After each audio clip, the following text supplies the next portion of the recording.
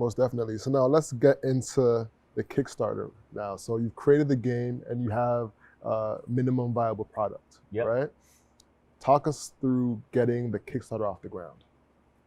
Man, that was a complete like flop. Like I think that was like my worst moment, I think, of this whole process was doing the Kickstarter. Really? Absolutely. I didn't prepare for it. I didn't really research it. I was so rushed in my mind to get it out as soon as possible that all the research I had read, I just kind of ignored. The way how you should do a Kickstarter is you have your product, maybe you make a website that has maybe like a free download, you run ads to it, you know what I mean? And you get emails and you email them like, hey, you know, we're gonna make a full game of this soon. You might do that for like a year. The most successful Kickstarters, that's how they do it. They run it like a presidential campaign. It's a Kickstarter campaign. That's what you're doing, right? You're campaigning to get people's attention, to get their money, to get their emails, their signature, their excitement. And I did none of that. Yeah, there's a lot of prep work that goes into it. There's so much prep work that like I didn't realize how important it was until after I did it. Because a lot of people don't know is like the first 2 days are gonna be your most successful days, and your last few days up until your deadline. So like your first 2 days, you want Kickstarter, the algorithm, to see like, hey, this is getting a lot of money, a lot of attention. We need to put this on the homepage, right? That's what it does. They put on the homepage for you if you do really well. So I didn't get that because I didn't do all that campaign stuff. I had like my first day, I think I had maybe $1,000 or so. I only needed $4. Yeah. You know, I had 25%, but it wasn't enough for Kickstarter to put me on the homepage. What was the reasoning behind choosing the $4,000 as a goal? So yeah, what I did was when I was reaching out to Alibaba and AliExpress, I had an Excel sheet with like the costs and everything. And I thought, you know what, if I can get $4,000, I could get like X amount at the time. You know, things have changed now with COVID, like everything's like kind of all over the place with prices. But at the time I was like, hey, I can get a solid amount for the $4,000 that I'm looking for. So that was kind of my reasoning, like how much it would cost and how many I can get. Gotcha. Dope. So now the Kickstarter is a fail. How much money did you end up getting from Kickstarter? No, it didn't fail. It didn't fail. It was just challenging. It was super challenging. And that 30 days, I had crazy anxiety, like through the roof. Like I thought about it every day, all day. What's the anxiety about? Because I just wanted to be successful. Okay. And like that middle, like let's say you start your Kickstarter on the 1st of January and it ends on the 30th. The first 2 days, like you get a lot of people like donating and putting their money and like supporting you. And then like by day 7, it's like crickets, right? And I had met up with an agency who like really pushes people's Facebook campaigns. And I was like, yeah, I'm gonna get their help. So I paid them and then that flopped. So then I was like, oh, this is gonna be a flop. Like this is not gonna work at all. So in that middle, like day 7 to like 23, I was just like, man, this is tough. Like I don't know what I'm doing, like marketing wise, I don't know. Like, you know, I'm throwing money at agencies and they didn't come through. And I was like, well, if they didn't come through, maybe the game sucks. Like maybe it's a wrap. Maybe like no one likes it like that. Yeah, maybe no one likes it like that. Like all the tests I did, because people who know me, maybe they liked it, but in the real world, maybe no one likes it. You know what I mean? Like all these thoughts are going through my mind. I couldn't sleep. Like what was at stake? I just wanted to be successful. Just the pride of it. I just wanted to like do something I was super excited about, and I was like, I think people will fuck with this, and just to not get that response back like immediately, I was like, oh shit, like, so I was like, this is not gonna work, and like I had this thing called like, I didn't even know what it was at the time, it called like exploding head syndrome, where I would wake up in the morning and I would hear like bangs, like people were like closing cupboards like super loud. Like after like a day, I was like, what? Like, are they doing construction? Like, it was weird. And then like by like day 3, I was like, nah, this shit is in my mind. Like something's happening. And I Googled it and I was like, yo, this is what I have. Yeah. I was pushing myself to a point where like I had exploding head syndrome. I was waking up to like these loud bangs and like bright flashes. It sounds crazy. Wow. Like mans are going crazy, bro. Like it was really happening. And then I was like, okay, like I gotta calm down. Yeah. Like I was reading online like Wikipedia and I'm like, yo, I gotta calm down. Like I got to go to sleep early. You know, I can't think about it too much.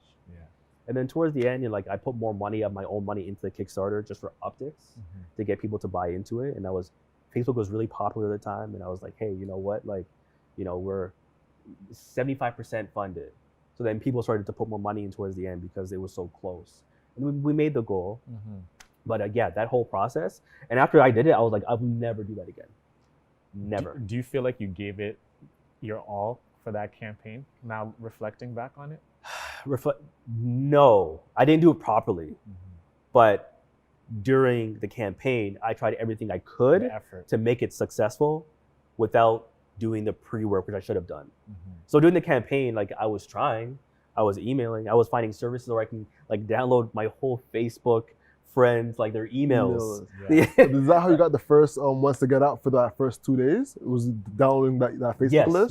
Yes. I was wondering, like, how did you get that initial traction going? It was called like Green something. I don't think they're around. I don't think you can Probably do not, that anymore. No. You can still do that off LinkedIn a little bit. Yeah. But you really can't download your Facebooks anymore. They'll put you to your friends list and make you look at that. So everything was like really different. Like you could download like your whole friends list emails and stuff like that. So I was doing like things like that, and I was paying for these things. You know, I was paying. So how much? Did you have a positive ROI from the Kickstarter? No, not at all. I was in the hole. Ooh, how much I were was you in the hole. Probably $2,000 or $3,000. Okay. Because the agency. It was because the agency. Got you. So the agency was paying to get traffic on Facebook to go to the Kickstarter. It wasn't to a landing page or anything like that. Yes, and it wasn't successful. Like I think I probably got like 2 or 3 sales. Yeah. And it was dope because like, I mean, it would have been dope because if it works, they would have put like thousands of in there, right? But for me, it didn't work. Got you. So for moving on from the Kickstarter, you have about the 4K, you know, but you're still in the hole about 2. Where do you go from there? I just fulfill the orders.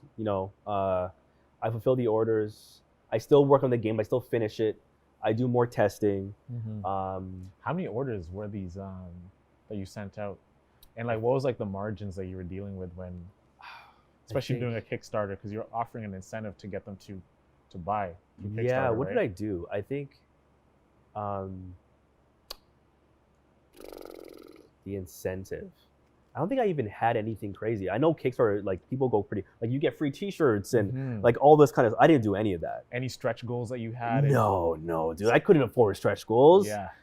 I couldn't afford stretch goals. I couldn't do that at all. No, I just said, you know what? Keep it simple. Just get the game. Yeah. And the game was like $20. Like it was cheap at the time. Like I had a friend who did a Kickstarter. They did it for a bra.